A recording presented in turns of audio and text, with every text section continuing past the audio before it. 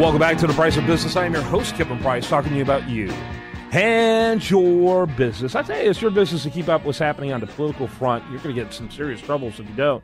Do want to mention a couple of things, that are of a housekeeping nature.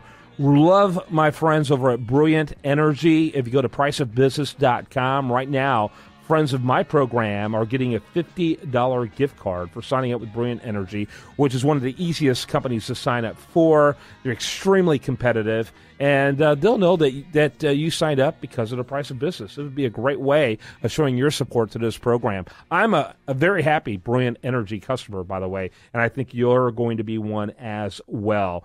Do also want to mention my latest nationally syndicated column. You can find it easily at Huffington Post if you put in Kevin Price, Huffington Post, is about Charles Murray. Charles Murray, who was a guest on my program, and who he liked for president. It was a very bizarre, almost surrealistic conversation. Charles Murray being a libertarian, who he ended up liking. If you want to learn more, put in Kevin Price, Huffington Post.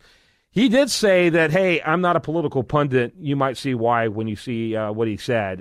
You can also hear that interview when you check out the article at Huffington Post. Speaking of presidential candidates, Ted Cruz was pointing out that this fact. Sigmund Kramer, who's here, he's my producer. Sigmund Kramer, this is a very short one-word answer. What stands between Iran and the nuclear missiles they want? It's one word. Begins with M.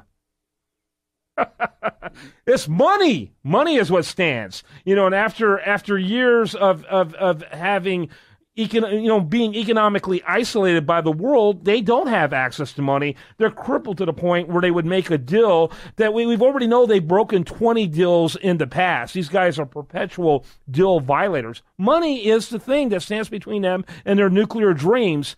And according to Senator Ted Cruz, this deal, which now finally has the votes, I'm sure you've heard that over the last 24 hours, finally has the votes. To break a veto.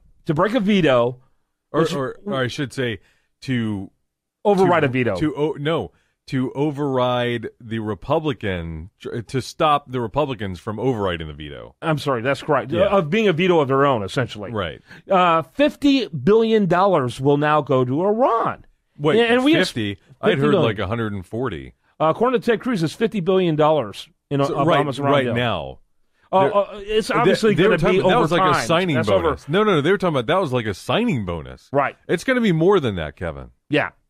Because they're freeing up 140 or 150 billion dollars by dumping the sanctions. And by the way, when you asked what the M word was, I was going to say mullah, as in mullah, as in Muslim. Money. Yeah. And so it's incredible. Tuesday morning reports were that the deal actually including unlocking access twice as large as what Cruz suspected. So you're talking about $150 billion now.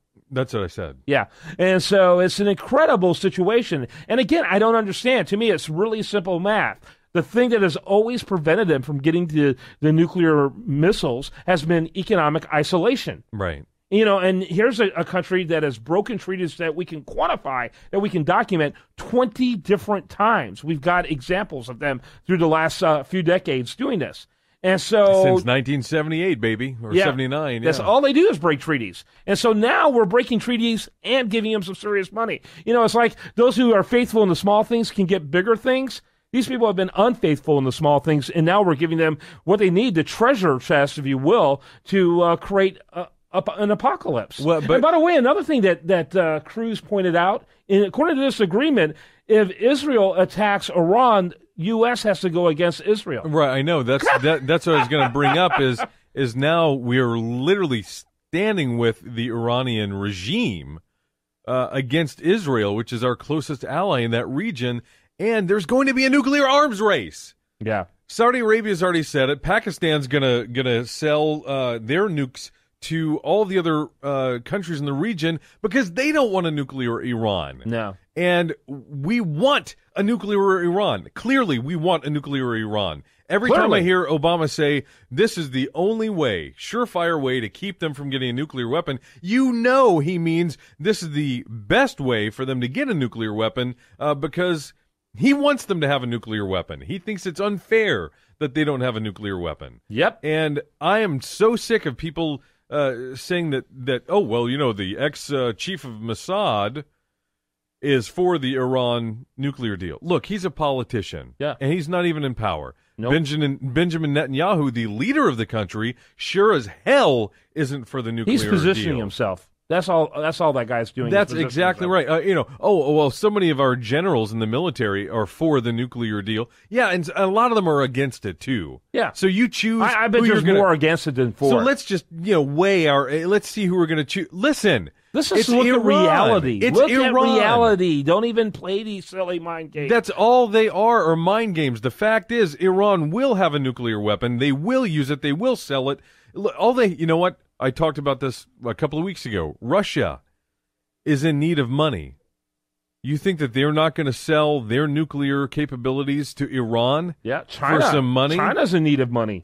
And they have nukes. So, folks, pull your head out of your rectum. This is happening, and it's going to be bad for the entire planet. And this is your typical non-consequential thinking that's so pervasive in our culture. There's economic hardship with lower-income people. Let's raise minimum wage so more people have fewer jobs. It's that same kind of inconsequential thinking.